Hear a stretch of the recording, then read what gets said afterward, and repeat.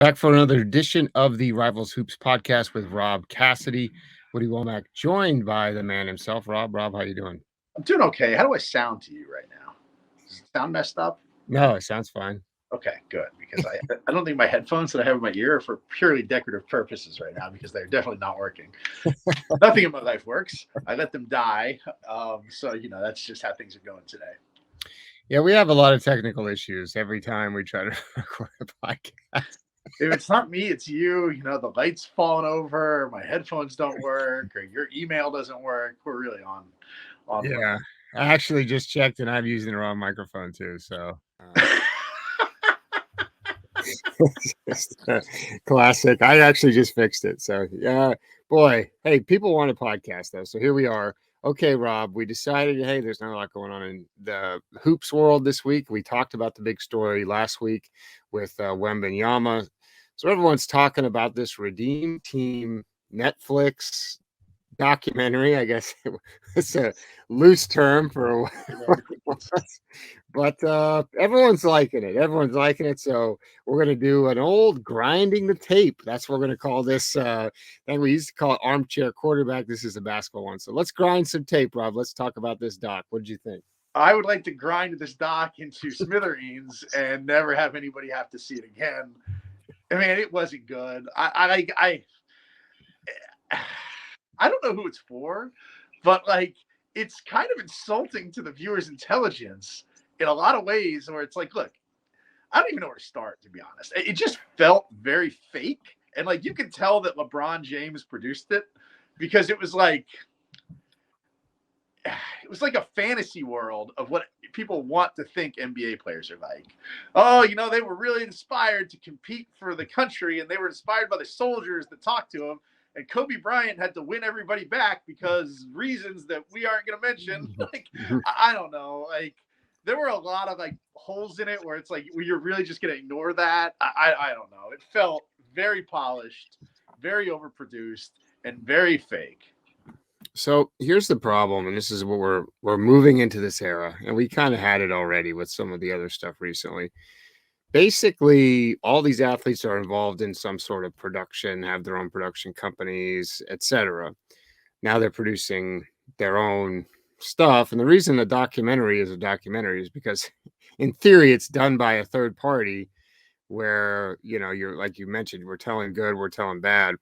Unfortunately, now these things are produced, like you said, executive, the names pop up: Maverick Carter, Dwayne Wade, LeBron James, executive producer. So it's now to me, there's not a whole lot of controversy to explore. I mean, it's relatively cut and dry. It was cool to be kind of behind the scenes, but at the same time, and we're old too. That's what you need to remember. When this happened, do you remember there was a reality show, right? Do you remember that? Yeah, I do. Yeah.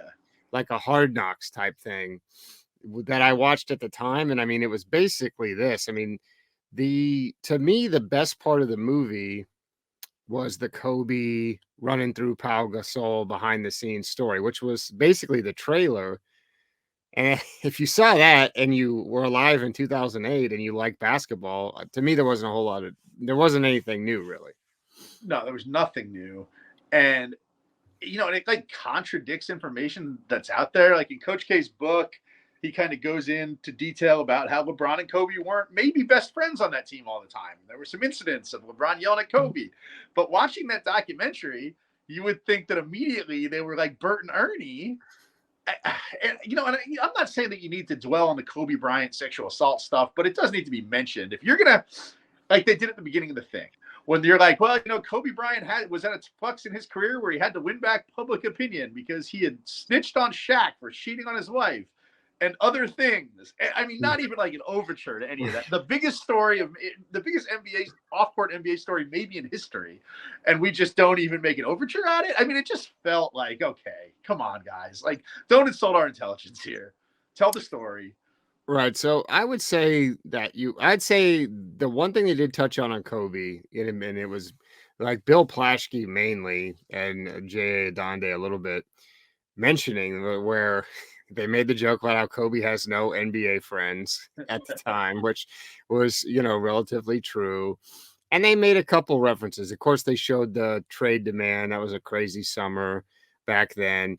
I just think like it's hard because Kobe's not around. You know what I mean? Now, Sure.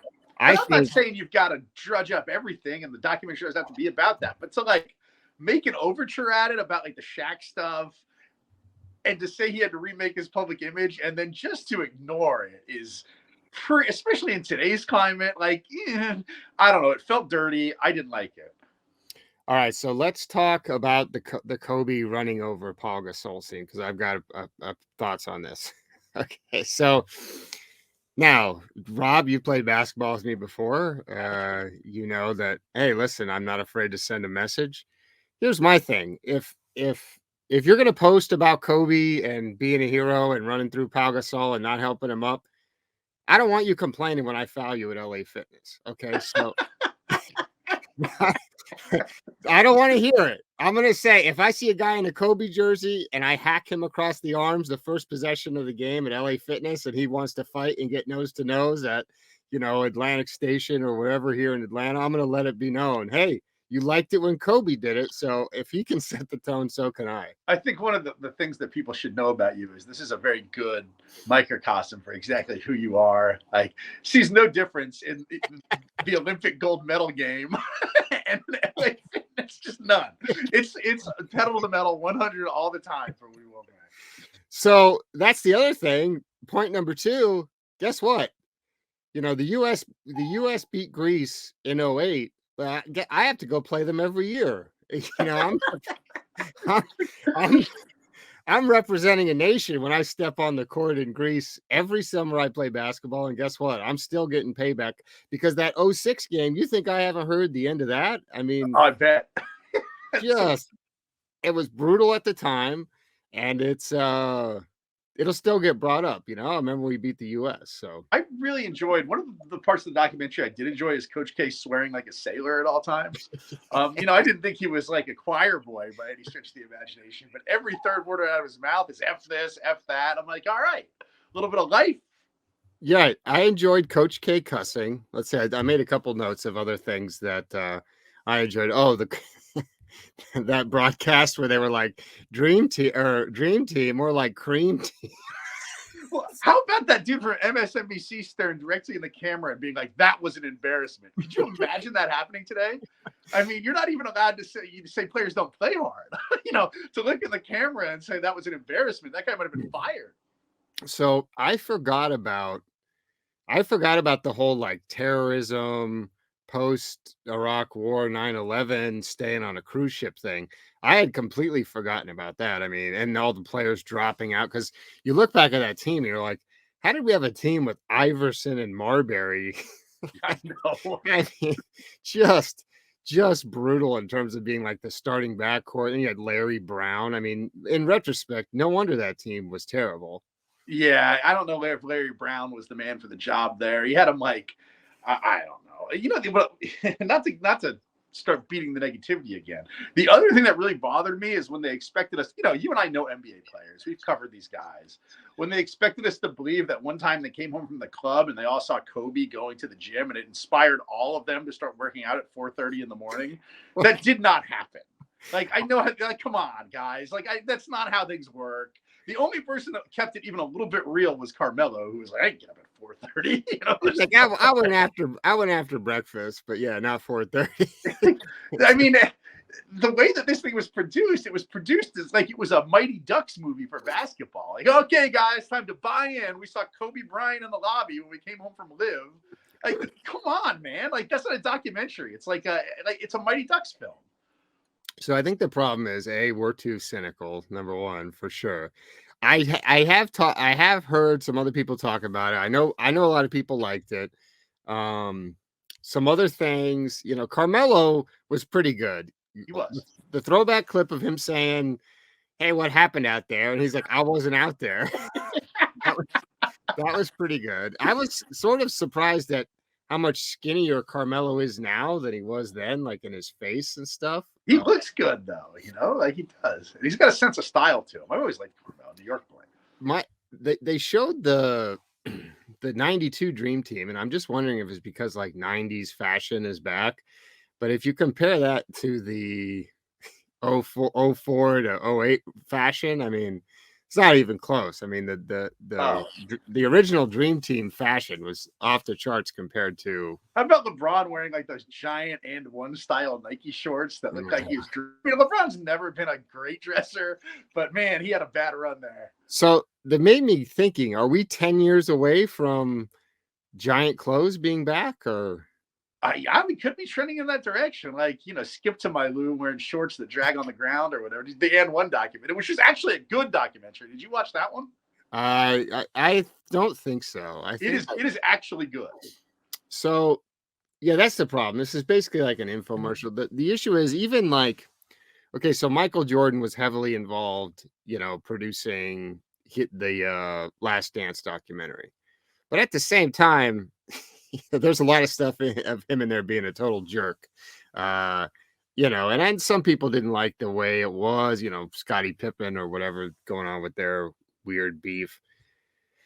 But to me, it's like we're hungry for content, and people are going to try to recreate that. I just don't think. And this is, if you're anywhere from 18 to 24, you might not remember this team, and you might not remember this stuff. So it's good for you to watch.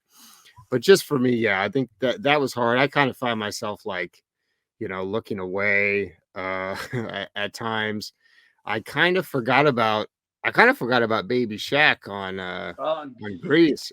Yeah. You know, And he big. looked more like baby offensive tackle than he did, or baby Well, offensive guard than he did baby Shaq.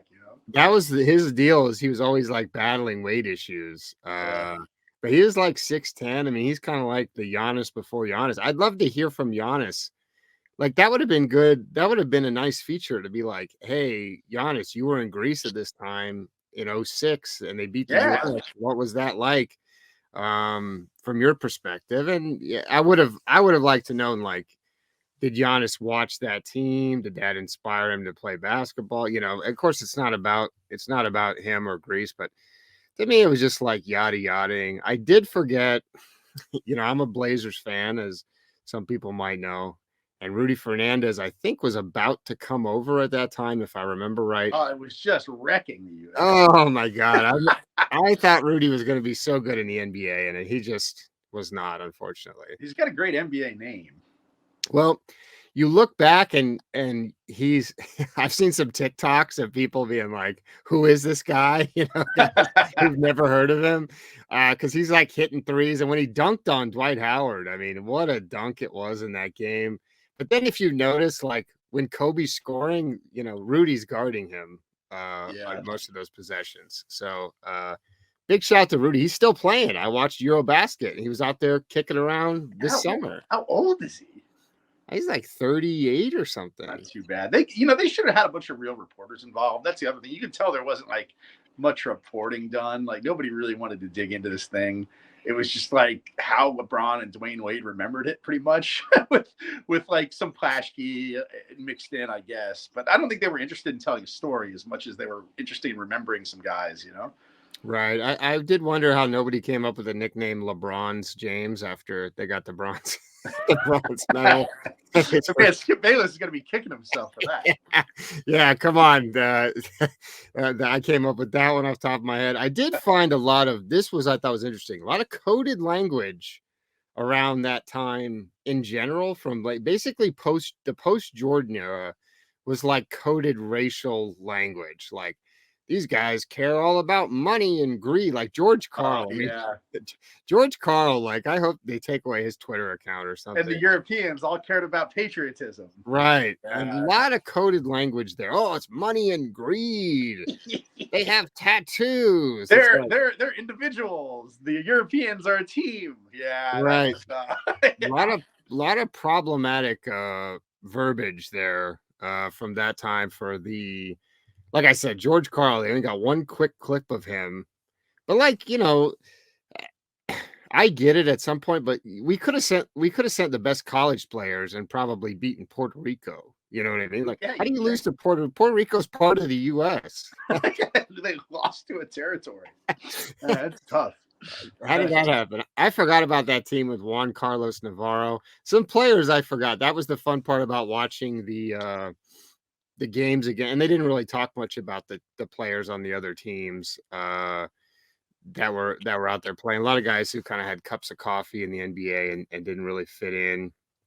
Yeah, that's a lot to be desired on. It was basically like it was a nice like infomercial for the greatness of Kobe Bryant and Jerry Colangelo. That's pretty much what it was. Yeah, I found it interesting that Jerry cashed in the Suns for 400 million, and they're about to sell for 4 billion. Yeah, no, so much for the genius of Jerry Colangelo. Right, that's a tough one. I think that's going to be a big L for inflation aside. 400 million. He's like, a lot of my money was tied up in the Suns, so I sold them. Woof. And it's like, bro, I mean, come on, Jerry. Was it Jerry or was it his son who had the issues with the 76ers? It was Jerry, wasn't it? I think so, but I'm not positive. Remember the troll Twitter account? Yeah. Yeah. Very good story. Very good. That was a fun media story with the burner accounts. Burner accounts are always gold. I saw one, a conspiracy theory about Spencer Rattler having several burner accounts, but it was too many parts on TikTok for me to figure out the full. You saw a conspiracy theory on TikTok? I'm stunned. Well, yeah, but it was proof that Spencer Rattler was responding to his own trolls from a burner account. But it was like 4 parts. I mean, we gotta let's cut her down. That was that was one good thing about this. 90 minutes in and out. It wasn't like a 4 episode type thing. God, could you imagine if that would have been 4 episodes? We would have got a whole episode on how much the Redeem Team loved America or something. Like I just, and LeBron being like an active NBA player and very much in the public eye probably plays into that. I just couldn't believe how polished and fake it was. Like I did so much. I was watching alone and I was rolling my eyes. Like I was firing off text to you and you had to tell me save it for tomorrow. Yeah. I definitely told you to stop texting me so we could be fresh. That's the problem with a lot of these things. We wanted to have Lackford on, but he just never responded to the message about if he had watched it or not. Now listen, he's the winner if he avoided watching it. He was on the podcast today. Yeah, I think. Yeah, I think, I would say if you like basketball, if you're a big NBA fan, especially from this era, it's worth a watch. 90 minutes in and out, but it wouldn't be like, oh my god, you have to see this. Yeah, if you have literally anything else to do, like if you have to go pick up dry cleaning, but I mean, if you don't have anything like that to do, then watch it. I'd say 5 out of 10. Like, put it on if you're bored, but don't expect to learn anything except for the basketball players love soldiers and Kobe Bryant's got a killer instinct. And Coach K says the F word. I did like LeBron kind of being like the team joker type thing, like him doing funny impressions and stuff like that. I thought that was interesting. Which is interesting because young LeBron, they said he was funny, but I've seen no evidence that like old LeBron these days is funny. Like, did he lose that? Or is it just old man humor? He's an old dad now, like, I mean, there's only so much you can keep going on with that. But he was definitely funny, making jokes, making fun of people, doing impressions. That was good. I could have gone for more of that. I mean, as I said, one of the issues is I think I just was just so locked in on sports at that time, and I consume a lot of content. I read a lot or whatever. I think I'm not a good representative of the audience. It's like the Andre the Giant documentary. I don't even follow wrestling. I felt like I knew every single thing in that. That wasn't a great one either. They didn't seem to have a lot of footage really either. Like they had some, but it wasn't like interesting footage for like behind the scenes footage from the team or the right or anything. Like you could tell they had the footage that had been on other shows or other reality TV or that reality TV show like Hard Knocks that you mentioned, but they didn't have any like never before seen interesting stuff. Well, where was the gas station video? Have you ever seen the video where they all go eat at a gas station? Yeah, I forgot about that. Right. Where was that? It's like they walk into a gas station. I forget if they go to like Subway or McDonald's or KFC or something. It's like they're like at a pilot or something. Yeah, and like people mob them, right? No, it's like Darren Williams. They're all just kind of sitting there eating and like joking around. I haven't seen it. Let me Google it and see if I can pull, because I think I can put it on the screen if I try. But anyway, it didn't seem like a ton. Yeah, it didn't seem like a ton of never before seen clips, and there was really not a lot of information, and the information there was kind of went against stuff that had been out there in the public. I don't know. So I did want to see, and we'll kind of wrap it up. We don't have a whole lot more to talk about. When they showed the '88 game of the USSR against the US when they lost and they decided to bring in the pros. Seemed like there was new footage, like court level footage of Sabonis against David Robbins, young Sabonis. Yeah. Where's that video? That's you know what I wanted to hear about, and I've watched an entire 5-part documentary series. Like they mentioned it, I thought they were going to go down that road. They were like, we were living in Las Vegas for a month, and I was like, all right, here comes some great stories. And then they're like, but we really just watched the troops, and I'm like, no, that's not what I want. You guys were a bunch of rich NBA players are living in Las Vegas for 3 months. Can we please get like one story, like something that's not Kobe Bryant worked out early in the morning? Like, come on, guys. Well, they did say they were leaving the club at 4 a.m. or whatever. So yeah, sure. I want to know what happened between the hours of we got to the club and leaving the club at 4 a.m. That's what I want to know. You also expect me to believe that Allen Iverson, Lamar Odom, Stephon Marbury, etc., sat on a boat in Greece and didn't go anywhere? Come on. Yeah, like I said, a lot of it was like insulting to my intelligence. Right, that's the problem. Is like, oh, the team was stuck on a boat, and it's like Allen Iverson was not going. Like you're in Greece. The other part was the '08 Olympic Village. It's like we were going to watch all these other sports because we wanted to support the team. It's like I'd like to know. Yeah, I know the Olympic Village is like an insane place. That's the other thing. Yeah, we all know. Every year they talk about they went through 10,000 condoms, you know? Yeah, but not these guys. They were worried about the troops. My question is, imagine what was going on in that with the Olympic Village and all those famous guys and they're going to watch all these other sports and stuff. That, you know, the only Vegas story we got was there was a group of about 12 of us that played cards every night for 30 days. And it's like, give me a break, man. Yeah, don't lie to me. that's it. I like how much you did. I didn't hate it as much as Rob. It's a decent watch. I watched it while I did work, and I'm redeemed. I just felt lied to. Like, yeah, it was cool. It was a nice, like, nostalgia or stroll down memory lane. I'm not mad that I watched it, but I just felt like somebody was sitting on my TV and telling me a bunch of lies to my face. Yeah, that's the other thing. Rob and I often have a creed that we live by, and we often tell this to people. If you're doing some sort of scam, you got to let me know what's going on. I do not want to be the scammy. I need to be aware of whatever's going on because we'll sniff it out immediately. We'll sniff it out. And that'll be it. So if I sniff you out and you're lying to me or you're scheming, I'm going to know. And if you didn't tell me ahead of time, we're going to have problems. Exactly. I need to be, I'm okay with a good scam as long as I'm in on the scam. Right. If I was if I was a producer on this, and I'd give it a rave review. So that's how you know. By the way, Netflix, I've applied for screeners like several times, even for like Last Chance U. It's like, give us a screener so we can record these ahead of time and put them out the same weekend the thing comes out. No dice. So I'm sure this review will help us with that. If they would have given me a screener and I was in on the scam, maybe I would have lied and said I like the thing.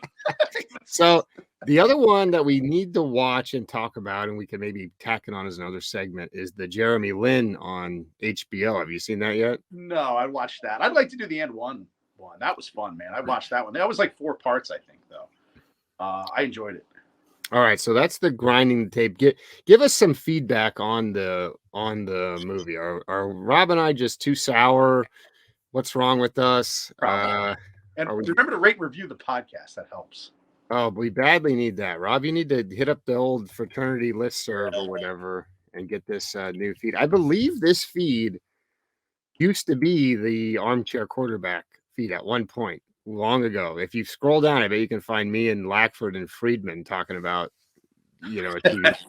What happened to my old basketball feed where it was like me and some random college coach doing an interview? That's on here. That's on the same feed. Okay, how about that? You could find those in the archives. We'll bring that back. All right, Rob. So you are not on the road. You're home for a couple of weeks, right? A couple of weeks, and then I might go to this Puma thing in Chicago, depending on what the roster looks like.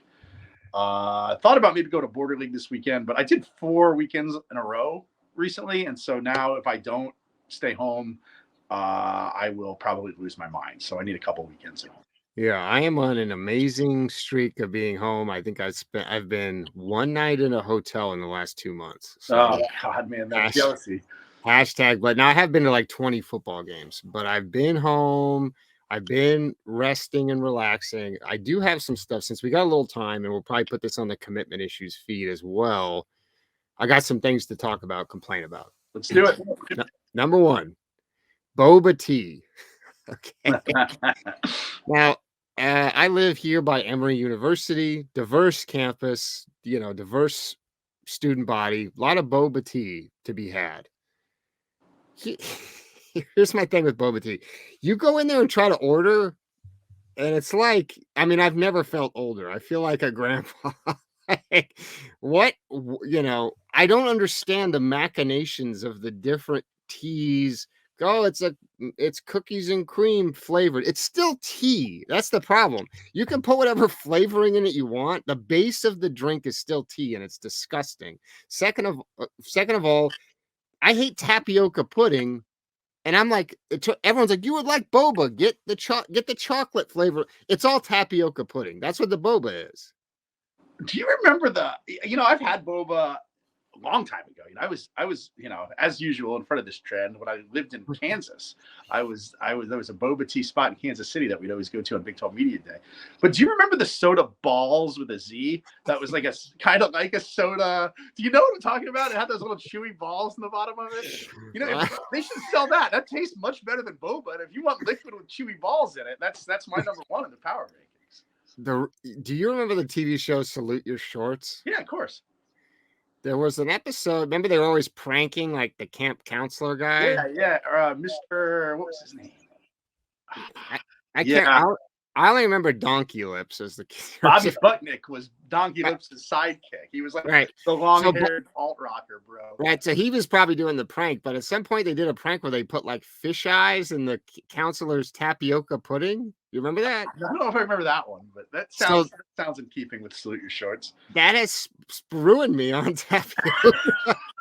I can't eat it without thinking of that. So, but the problem to me is the ordering process. It's too confusing. There's too many things on the board, and it's not welcoming. Like, what do? You order because back in my day, you just order. Hey, I'll take the boba. You order like a flavor of tea and then a flavor of balls as well. No, I cannot tell you how. I'm going to take a picture and send it to you at this. There's one on the end of my street here. It's called Bon Me and Tea. And they've got boba. Maybe I'll go check it out. No, this place, they also have ice cream that they'll put in the tea, which is weird. The coolest thing they have is you can get an ice cream cone. And it's like a fish, and the fish's mouth is where. Oh, that's like you want to talk about a Miami girl Instagram staple. Yeah. Oh man, there's a place in Miami where they sell that ice cream, and if you are dating a girl or you know a girl that lives in Miami or has lived in Miami for any length of time, if you go to her Instagram, there will be a picture of her holding the ice cream fish and like pushing her hip out. She probably threw the ice cream fish in the trash can after the photo was taken, but there will be that photograph. Yeah. So the place by me, it has at least 75 different things to order on the menu, and that's a low estimate. And I tried to do, rather than avoid the embarrassment of being the confused old white man at the counter, I did the order on the kiosk thinking, okay, look, any errors I make, I can look at here in print and see, okay, I messed it up because I was getting an order for 2 or 3 people. I came back. It was still wrong. I still ordered the wrong thing. And I was so mad that I was like, I'm going back. I'm taking it back. Oh, no. So yeah, anyway, boba tea, whatever. Also, every year I talk about Halloween decorations, especially the ones that are, to me, if you've got like a Stacey Abrams sign in your yard and you have a skeleton hanging from a rope in your tree, I think it's time to look in the mirror. Okay, that's number one. I will remind people of that every year. I've noticed less and less, but there's still a lot of things hanging from trees in my neighborhood. Number two, Home Depot is selling these extremely elaborate decorations now. Have you seen that? I don't know if you've seen it, if you're walking around. It's a witch on a broom, and the broom is on the ground, and the witch is looks like she's levitating. Now, it's a cool Halloween decoration. My problem is I go every night and walk the dog at 11 o'clock. and he's constantly scared now because when they're all off and you're walking in the dark, all you see is a giant scary shadow of a witch. How much does that cost? Let me look. Let me see if I can pull it up because giant witch broom Home Depot. I'm telling you, it's Rob. It's 15 feet. I think we're in a time where people are just going to keep their Halloween, because you know these people that make Halloween their entire personality. I think we're enclosing in a time where it's just going to be at some people's houses Halloween decorations up 365. Okay, it's $299 at Home Depot. I can go You get get one. too much money. If you're spending that much for a decoration that's up for 1 month in your house, you're too rich. Also, it's 12 feet tall. 12 feet, Rob. I'm telling you, Like the giant skeletons, right? it's scary too. That's the thing. Is it's Halloween's coming, and I am scared, baby. well, listen, we can talk about people who make Halloween their personality. That's a major trend that's going on now. Liking Halloween is now, and when does it start? Late August? When do we squeeze always. Like, you're one of those people that makes Halloween your personality. It never stops. You know, That's it's like the people that like talk about how they dream of moving to Salem because it's Halloween all the time. You know. Well, see, you're farther down the witch hole than. Oh, am I ever? I have too many witch acquaintances. I know very, very many. I know a lot of women who I like, who are like I have no problem with, who I'm generally friends with, that believe that they are that are witches. They believe they're witches. They believe in sage, and they believe in, and that's fine. They can believe whatever they want. And I think it's closely correlated with the astrology girl demographic. Like they fit in somehow together. I don't know. But all I'm saying is people think they're witches now. It's very. Listen, just to me, just sounds like my mom's friends from Oregon. I mean, they don't need to call themselves witches. They live the witch life, day to day. They've got like the gothic letter tattoos of initials on their midriff, and it's a lifestyle. Halloween is a lifestyle now. Do they have crystals glued to the center console of their car? Because if not, then they couldn't. Wear them on necklaces. No, that's not enough. Around in Atlanta as much as they are everywhere else. But I mean, no, we do not have witches here. Not like the witch. I'm telling you, you've gone down the witch. I'm in a witch bubble. I live in a witch bubble. There's just a lot of obviously spooky season, which I've talked about. Once again, we got to do some research on that terminology. Number two, like I said, it's about August 15th. Now, I always say, I was never a pumpkin spice person. I love pumpkin pie, always been my favorite pie. And I love, all types of, candy corn, very controversial for a lot of people. But I started drinking these pumpkin spice lattes when Dunkin' Donuts started making them. When they come out in August, they're $3. So it's like, wait a minute. They come out, they're $3, and then the closer you get to Halloween, the price goes up. Yes, now they're like $5.50. We live in hell. We live in hell. But let me tell you something. August, the second half of August, I'm drinking 2 or 3 pumpkin spice lattes a week at Dunkin' Donuts. Interesting. Because they're $3. I don't like hot drinks, so everything I get is iced. Do you think those would taste good iced? No, that's iced. Iced pumpkin spice latte. Okay. All right. Maybe I'll give it a run. So, yeah, I just actually went to a new coffee. You'd love it. Oh, boy. Listen to this. The coffee place is just opened. Opens at 8:30 or 7:30 a.m. And it's open till 10:30 p.m. And on the sign outside, they had NCAA, NFL, whatever. So my question is, does this coffee shop turn into a sports bar at night? That's what I'd like to know. Yeah, you're gonna have to go figure this out. And I just look at this. You're talking about worlds colliding. My coffee shop down the street from where I live now has a sign in it. And if you saw it, you would understand the kind of place it is. It has a sign in it that says, "We are the daughters of the witches they could not burn." It's a witch coffee shop. I'm telling you, witch culture is invading. It just hasn't hit Atlanta yet. You wait. You just wait. You wait. It's coming. Witch culture is coming for you. Every girl you know is going to turn into a quasi witch very soon. And some guys, I'm not discriminating against warlock culture here either. I just think the demographics in Atlanta aren't as friendly to the witches as places where you frequent. I can just tell you that right now. I mess with no witches. Okay? Yeah, well, you're right. Black magic. You can't show up to Thanksgiving telling your family members you're a witch down here. I don't think. Speaking of not, you wouldn't be hanging around long. This is a whole other podcast. We can end. All right, because hey, listen, the witches are going to be on you because listen, I'm probably going to get cursed with the moon. The TikTok witches have hexed the moon. I'll be the next one hexed. So if I'm not on the podcast next week, you know what happened to me. Well, listen, we may be we're pretty regular here now. I'm about to take some time off. I have been asked to continue doing the podcast during said time off. So I might be doing them. We might not. Rob might have to do. I'll probably have a coach here. I don't know if a coach will be as willing to speak about TikTok witches. Maybe this is what we need to talk to coaches about, though. Like, I wish there are a few coaches that when you talk to them are actual people, right? Sure, but they don't go into as soon as the camera. I find that most coaches, at least basketball coaches, are pretty normal, cool people. Way more so than football coaches who I don't know what existence they live. That's a whole different subculture. But as soon as even ones that I've been friendly with forever, as soon as we start recording, it's like they look at you weird if you ask them a question that isn't about their basketball culture. It's like, so, if I ask a basketball coach about TikTok witches, they're never coming back on the show. Oh, they'd be like, well, look, there's a lot of good witch basketball players out there, and the witches have built a culture. It's a winning culture. Witches have been around for thousands of years, and that's not an accident. The longevity speaks for itself, Rob. Look at a guy like Magic Johnson. So yeah, that's a problem, but hopefully we'll figure it out. I mean, I'm down here in my basement. People love the basement studio. Rob helped me set it up. Actually, Rob's working on his basement studio. We got to get you a new backdrop though. We got to figure that out. So. Yeah, I want a basketball something or other. I mean, right now it's just like a dungeon. If you could see behind the curtain here, it looks pretty bad, but we could probably make it look good in this little corner. All right, so please leave us a review. Please, I'm going to put this on the Commitment Issues feed as well, so people can listen to us there because it's entertainment discussion.